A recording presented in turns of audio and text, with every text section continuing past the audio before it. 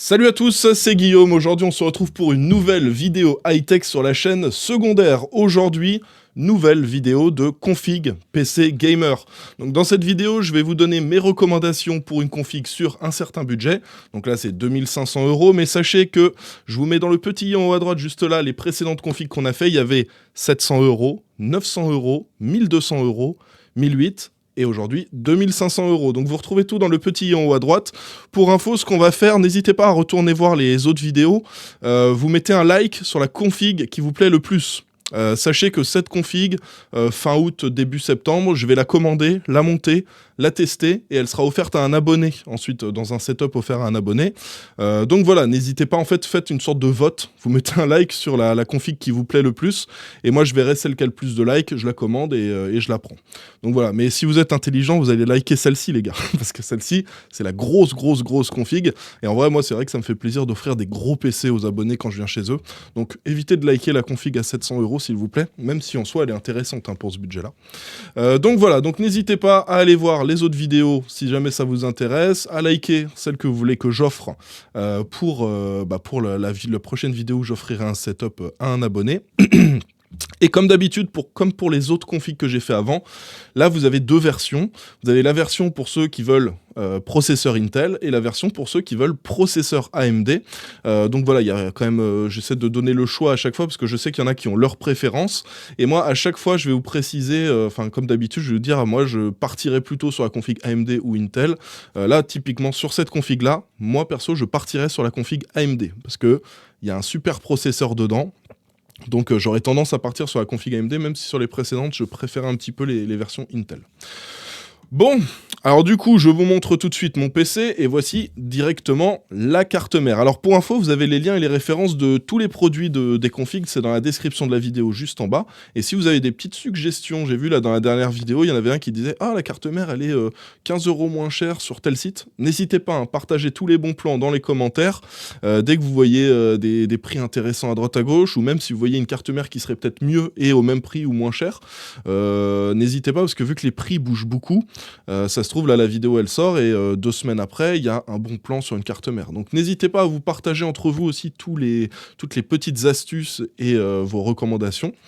Et du coup, bon, c'est parti. On commence pour la partie AMD. Donc, partie AMD, carte mère en B650. Donc, vous l'avez compris, B650 égale Ryzen 7000 et égale DDR5. Donc, on part sur une grosse config. En même temps, on est sur une config à 2500 €. Je me serais pas vu mettre un Ryzen 5000 dedans, même un très très bon Ryzen 5000. 2500 € quand même, on essaie de mettre du très haut de gamme. Donc là, la carte mère que j'ai choisie, c'est la MSI Pro B650P Wi-Fi. Donc, elle est équipée du Wi-Fi, ça c'est cool. Elle est largement suffisante pour tous les processeurs Ryzen 7000 qu'il y a actuellement. Donc, elle va tenir sans aucun souci. C'est du plein format, donc du format ATX. 4 emplacements de RAM, vous allez voir qu'on va en utiliser 2, comme ça permettra d'upgrade plus tard. Et au niveau du processeur, j'ai mis quelque chose d'incroyable. Regardez, je vous le montre tout de suite. AMD Ryzen 7 7800X 3D. Donc clairement actuellement le meilleur processeur pour du gaming. En ce moment il est vraiment excellent et surtout ce qui est bien c'est que le prix n'est pas abusé je trouve parce que quand le 5800X 3D était sorti, le souci c'est qu'on le retrouvait à 600 €. Donc le processeur était incroyable, mais son prix était bien trop élevé. Donc j'avais plutôt tendance à la sortie du 5800X 3D à recommander des i9, 12900K, etc. Là pour le coup, le 7800X 3D il est sorti et je trouve que le prix est quand même correct. Bon, on est quand même sur un prix haut de gamme, hein, 466 € là. Mais faut vous dire qu'avec ça, vous avez le pros le plus puissant pour du gaming. Et une très très bonne carte mère et regardez là c'est 204 plus 466 donc en gros pour 670 € vous avez un super combo carte mère processeur pour jouer sans aucune limite. Donc voilà pour la partie AMD, carte mère et processeur. Moi ma recommandation si vous hésitez entre Intel et AMD que vous n'avez pas de préférence en particulier, je partirai là-dessus, carte mère et processeur AMD. Mais pour ceux qui veulent du Intel, il y a aussi un choix qui peut être très intéressant. Donc vous avez cette carte mère, alors là on part sur du haut de gamme, une Z790, c'est le modèle plus Wi-Fi en Tough Gaming, donc c'est une gamme de chez Asus. Là aussi on est sur une carte mère très haut de gamme qui va accepter tous les processeurs, en version Wi-Fi aussi, avec une bonne connectique, donc une très très bonne base, et aussi on est sur une version en DDR5, donc voilà, c'est exactement comme pour AMD. Et au niveau du processeur, j'ai décidé de mettre un i7 13700KF. Là aussi, on a un excellent processeur pour du gaming. Avec ça, vous allez pouvoir jouer même en 360 Hz sans aucun souci. C'est un excellent processeur qui permettra à la fois de jouer, aussi de streamer en simultané. C'est pareil pour le 7800X3D. Là, les deux configs que je vous propose en AMD et en Intel, jeu plus stream en simultané sans aucun souci. Donc voilà pour la carte mère en Intel, et voilà pour le processeur en Intel, et ma petite préférence irait quand même pour le 7800X3D, qui je pense sera quand même un peu meilleur. Au niveau du refroidissement, alors pour le refroidissement c'est un petit peu particulier, avec les processeurs Intel ils consomment pas mal mais ils chauffent pas énormément, les processeurs AMD là, les Ryzen 7000 c'est un petit peu le contraire, ils vont pas consommer énormément mais ils vont chauffer beaucoup. Donc j'ai essayé de trouver quand même un système de refroidissement correct à un bon prix. Et j'ai décidé de mettre le Thermalright Frozen Note 360. Donc une version en 360 mm, je voulais mettre du 360 minimum, de manière à être sûr d'avoir quand même un système de refroidissement correct. Ce qui est bien avec ce refroidissement, avec ce water cooling, c'est qu'il est pas cher, il est performant. On a du RGB, donc le côté esthétique, il est quand même présent. Il est compatible à la fois AM5 et LGA 1700, donc vous pouvez le mettre avec la config en AMD ou avec la config en Intel. D'ailleurs, il est compatible aussi AM4, il est compatible avec les sockets précédents aussi de chez Intel, donc il n'y a aucun souci de compatibilité.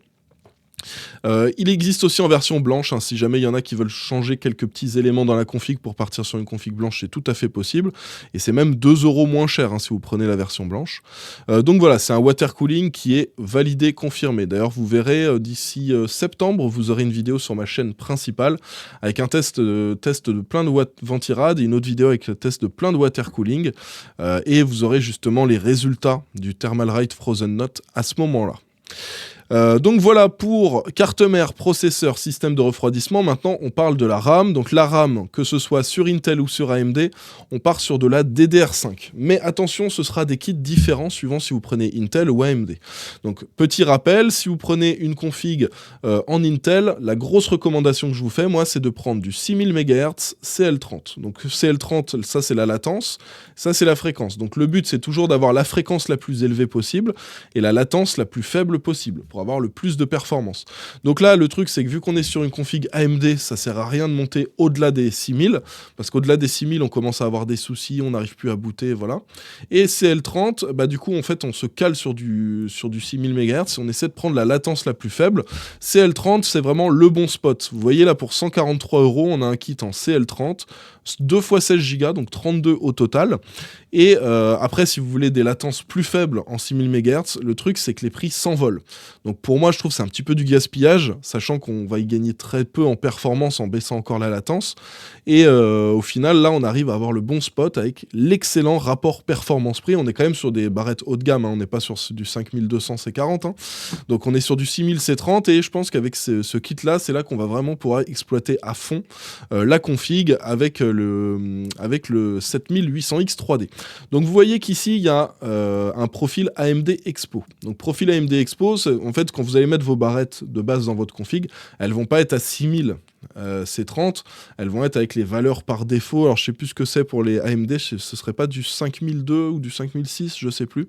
Mais voilà, elles vont pas tourner à fond, il faudra que vous activiez l'option dans le BIOS, donc c'est l'AMD Expo que vous allez activer dans le BIOS, pour pouvoir les faire tourner à leur vitesse normale. Donc ça va les overclocker pour qu'elles tournent à leur vitesse pour laquelle elles sont prévues. Le truc, c'est que si vous prenez par exemple des kits XMP, donc qui sont prévus pour Intel, et que vous les mettez sur un processeur, enfin sur une carte mère avec un processeur AMD, il y a de fortes chances que ça fonctionne pas. Donc c'est très important quand vous faites vos choix de RAM pour la DDR5 de prendre un kit AMD Expo si vous faites une config AMD et de prendre un kit XMP si vous faites une config Intel. Dans la pratique, de manière générale, si vous prenez de la DDR5 avec un kit AMD Expo et que vous le mettez avec une config Intel, la plupart du temps, ça va fonctionner. Donc ça va être assez rare que vous ayez des problèmes. Par contre, si vous faites le contraire, si vous prenez un kit XMP et que vous le mettez sur votre config AMD, il y a de fortes chances que ça marche pas. Mais moi, la recommandation que je vous donne pour que vous soyez sûr de ne pas avoir de soucis, prenez du AMD Expo quand c'est une config en AMD, vous prenez un kit en XMP quand c'est une config en Intel. Et comme ça, d'être sûr de quasiment dans quasiment aucun cas, avoir de problème. Bon, on n'est jamais à l'abri avec la RAM, hein, c'est jamais super stable, la RAM, mais de manière générale, vous réduisez fortement les risques en prenant un kit adapté. Donc là, ce kit-là, ce sera le premier lien de RAM hein, que je vais vous mettre dans la description. C'est le kit si vous prenez la carte mère en B650, et le 7800X 3D. Si vous prenez la config en Intel, donc c'est-à-dire la TUF Z790 plus Wi-Fi avec le 13700KF, là le kit de RAM que je vous recommande, c'est un kit en 7200 MHz CL34, 2 x 16 Go, c'est un kit de Corsair Vengeance RGB pareil, c'est juste qu'on a une latence un tout petit peu plus élevée mais une fréquence bien plus intéressante, et on est à 182 €, donc le prix reste quand même assez intéressant. Pour info, la config que je vous fais, on est tout pile à 2005 avec la config Intel et avec cette RAM-là. Et on est un tout petit peu en dessous de 30-40 € quand on prend la config AMD avec le kit AMD. Donc il y a une petite différence de prix vu que c'est pas les mêmes RAM, les mêmes cartes mères, même processeur. Mais voilà, et là on se retrouve avec un kit qui est vraiment super intéressant avec des excellentes perfs. Au niveau du stockage, alors on se fait plaisir. On part pas sur du 500 Go. On part pas sur du 1 Teraoctet, on part sur du 2 Teraoctet. J'ai choisi de partir sur un Samsung 970 Evo Plus. C'est un SSD fiable avec une bonne mémoire à l'intérieur. 2 Teraoctets, je me suis dit, étant donné qu'on est sur une config quand même à 2500 €, c'est pour des gros gamers qui vont vouloir installer plein de jeux sur leur PC. On n'a pas envie d'avoir à désinstaller un jeu parce qu'il n'y a plus de place sur le disque pour en installer un autre, etc. Donc le but, c'est d'avoir un stockage confortable, conséquent. Et du coup, j'ai décidé de partir sur un modèle de 2 Teraoctets. De toute façon, ça augmente pas le prix énormément. On passe de 45 à 89. Donc voilà, on augmente à peu de choses près de 45 € le prix. Et le prix reste quand même très intéressant. Là, on est sur un excellent modèle. Vous prenez ce modèle-là, que ce soit pour la config Intel ou pour la config AMD. Là, il n'y a pas de changement en fonction de la config. Et ce qui est bien, c'est que là, en ce moment, on les retrouve vraiment à un prix super intéressant. D'habitude, on avait les Crucial P3 dans ces prix-là. Mais le truc, c'est que le 970 Evo, il est quand même un peu au-dessus en termes de qualité pour la mémoire à l'intérieur. Donc, autant partir sur cela en profitant tant que ces prix-là sont disponibles. Donc voilà, et j'ai pas mis du PCI Express 4. Pourquoi ? Parce que pour du jeu vidéo, ça ne change rien d'être entre du PCI Express 3 et du PCI Express 4. Les temps de chargement du jeu, le temps de chargement des parties, etc., ça va quasiment rien changer. Là où il y a un très très gros changement, c'est quand on passe d'un disque dur à un SSD SATA. Là, on a un énorme gain. Quand on passe d'un SSD SATA à un SSD NVMe en PCI Express 3, il y a un petit gain notable, mais c'est pas incroyable non plus. Par contre, entre PCI Express 3 et PCI Express 4, il y a quasiment rien. Donc, on reste sur du PCI Express 3 et on se met 2 Teraoctets, comme ça, on est confort.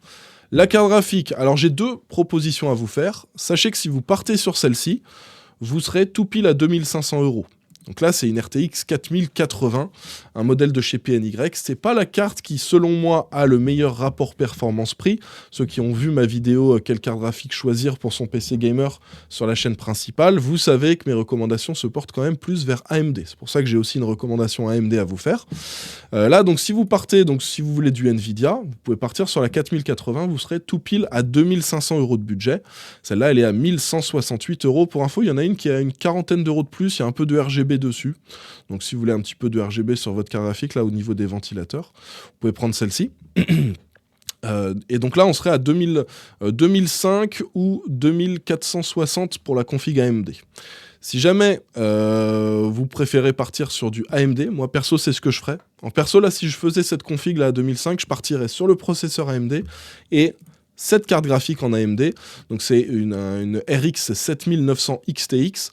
Pour info, regardez la différence, donc celle-là, elle est à peu près 120 €, 120, 130 € plus chère que celle-ci, alors que celle-ci, elle est plus performante, d'environ 6 à 8%. En fonction des jeux. Donc pour moi, c'est un meilleur choix quand même de partir là-dessus. Je sais aussi qu'il y en a qui veulent que du Nvidia, il y en a qui veulent que du AMD, c'est pour ça que je vous propose le choix Nvidia AMD. Mais moi, ma recommandation, vous partez là-dessus. Et là, vous payez 120 € de moins cher pour avoir 7 à 8% plus performant. Celle-là, elle est entre une 4080 et une 4090. Ensuite, si vous voulez partir au-delà, Vous pouvez partir sur une RTX 4090, mais ça vous coûtera encore 600-700 € de plus que ce modèle-là. Donc là, le budget va vraiment s'envoler et vous serez plus aux alentours des 3200 €. Niveau alimentation, qu'est-ce que j'ai choisi? J'ai choisi de mettre une alimentation modulaire de chez Be Quiet. Donc là, j'ai mis la Be Quiet Pure Power 12 M de 1000 watts.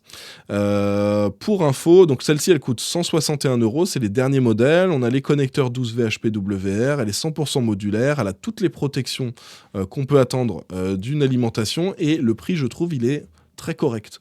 On a beaucoup d'alimentation 1000 watts, c'est 250-300 €. Je sais pas ce qui leur arrive aux constructeurs d'alimentation en ce moment, mais ils sortent des alims qui coûtent une fortune.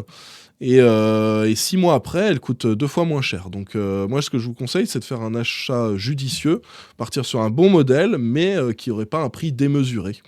Donc là, vous avez ce modèle en 1000 watts. Pour info, pour ceux qui se posent la question, vous voyez le PC bleu là, juste là, derrière moi. Dedans, il y a un 13700K et il y a une 4090 dedans. Donc aucun des deux n'est overclocké, hein, la carte graphique est en automatique, le processeur en automatique, voilà. Mais dedans, j'ai une alimentation de 1000 watts. Parce que je sais qu'il y en a qui se posent la question, donc si jamais dans la config là, que vous faites, vous voulez mettre une 4090, sachez que ça passe. Parce que moi, le processeur, en plus, c'est un Intel, donc ça consomme pas mal. Sachez que ça passe, aucun souci, ça tourne depuis plusieurs mois maintenant comme ça. Donc voilà, 1000 watts, c'est suffisant. Je sais qu'il y en a, quand ils mettent une 4090, direct, ils se disent « Allez, je mets une 1200 watts, une 1600 watts, machin ». Non, vous n'avez pas besoin, sauf si vraiment vous prenez une 4090 et que vous comptez l'overclocker à fond. Là, peut-être, il faudra prévoir un peu plus, parce que c'est jamais bien de faire tourner à fond les alims. Mais dites-vous que là, j'ai encore beaucoup de marge. Donc voilà. Si jamais vous partez sur cette alimentation en 1000 watts, vous n'avez pas besoin de prendre plus gros. Si jamais vous dites, allez, je prends une 4090 là, en Founders Edition sur le site d'NVIDIA. Donc là, on a une très très bonne base aussi d'alimentation. Et ensuite, il nous reste boîtier et ventilateur. Donc pour le boîtier, j'ai décidé de partir sur le NZXT H7 Flow. C'est un excellent boîtier, très pratique pour le montage. Avec un très très bon flux d'air dedans, et surtout on peut mettre n'importe quelle carte graphique, tout rentre parce qu'on a énormément de longueur. Alors attendez, est-ce que j'ai la taille max là qui est affichée pour la longueur de la carte graphique? Je sais pas s'ils l'ont renseigné sur la fiche, mais moi la dernière fois quand j'avais testé justement, tout rentre, même les plus grosses cartes, vous savez les gros modèles Tough Gaming en 7900 XTX qui sont gigantesques, c'est vraiment des pavés, ça rentre sans aucun souci, il y a encore de la marge. Donc voilà, avec ça vous aurez un gros boîtier avec un bon flux d'air. Alors son petit défaut, c'est que il a pas trop de ventilateur ce boîtier, regardez, il y en a un à l'arrière, et je crois qu'ils en ont même pas mis à l'avant, il me semble. Mais j'ai la solution pour ça. Regardez, on a déjà un water cooling en 360 mm. Donc là, celui-ci, vous allez le placer sur le haut du boîtier, à ce niveau-là, exactement comme là, ils ont fait le montage. Ce qui veut dire que vous aurez déjà 3 ventilateurs pour extraire l'air du boîtier. Vous pouvez garder le petit ventilateur à l'arrière NZXT non RGB, ça c'est pas un souci. Et ensuite, vous prenez un petit pack de 3 ventilateurs Thermalright. Ce qui est bien, c'est que c'est exactement les mêmes, ceux-là, qu'il y a sur le water cooling. Donc ce qui est bien, c'est que vous aurez exactement le même éclairage sur tous les ventilateurs de votre boîtier. Vous preniez ce petit pack-là, il coûte 18 €. Alors les gens pourraient se dire, quoi, je me fais une config à 2500 €, je peux pas mettre des ventilateurs à 17 € les 3. Eh bien, dites-vous que ces ventilateurs, ils fonctionnent super bien et ils sont tout aussi efficaces que des ventilateurs de grandes marques qu'on retrouve à 30 € pièce. Donc en fait, c'est vraiment le super bon plan ceux-là, et c'est pas parce qu'ils sont pas chers qu'ils sont pas performants. Donc voilà pour mes recommandations pour le refroidissement, ce qui fait que voilà, donc vous aurez votre water cooling sur le dessus à ce niveau-là. Vous gardez le ventilateur et vous mettez 3 ventilateurs en façade Thermalright en 120 mm. Ça vous permet de faire rentrer l'air là par l'avant et de l'extraire avec les 4 ventilateurs qui sont sur le dessus et sur l'arrière du boîtier. Et on a fait le tour. Donc, mes recommandations, petit rappel, c'est vous partez sur... Moi, ce que je ferais avec cette config-là, je partirais sur la carte mère en B650 avec le 7800X3D. Du coup, ça fait que je pars avec la RAM en AMD Expo. Et pour la carte graphique, perso, je partirais sur la 7900 XTX qui pour moi est le meilleur choix en termes de rapport performance-prix. En plus, si vous partez sur celle-ci, regardez, elle est quand même moins chère, 120 € de moins. Ça veut dire que votre config, On va vous compter, au lieu qu'elle vous coûte 2005, vous serez plus aux alentours des 2250. Donc là, c'est vraiment super intéressant, parce que pour rappel, la config avec le Pros AMD est un peu moins chère que la config Intel. Donc voilà pour mes recommandations. Alors dites-moi dans les commentaires ce que vous en pensez de cette config, est-ce qu'elle vous plaît. N'hésitez pas à mettre un petit like sur cette vidéo ou sur une autre des autres configs pour voir celle que je vais monter. Fin août, début septembre, donc je vais commander tous les composants, je vais monter, il y aura une vidéo dédiée de test du PC avec les performances, etc. Et ensuite, ce PC, hop, je le remets dans sa boîte, ça part dans mon coffre, on rajoute un écran, clavier, souris, casque, la totale, et on va livrer un petit setup chez un abonné. Et voilà, je ferai un petit setup en rapport avec la config que je vais monter et que j'irai offrir. Donc si c'est une config très haut de gamme comme celle-ci, on partira sur du matériel très haut de gamme aussi. Pareil, tu vois, pour l'écran. L'écran, je vais mettre un ultra wide quad HD en 165 Hz minimum. Je pense que ça peut être vraiment super bien, quoi. Donc voilà. Petit rappel, vous retrouvez les liens et les références de tous les produits dans la description de la vidéo juste en bas. J'espère que la vidéo vous a plu. Si c'est le cas, n'hésitez pas à mettre un pouce bleu. Pensez à vous abonner si ce n'est pas déjà fait et à mettre la cloche. On est sur la chaîne secondaire, donc si vous n'êtes pas encore abonné à la chaîne secondaire, n'hésitez pas à le faire. On se retrouve dans quelques jours pour une nouvelle vidéo. En attendant, portez-vous bien. Ciao tout le monde!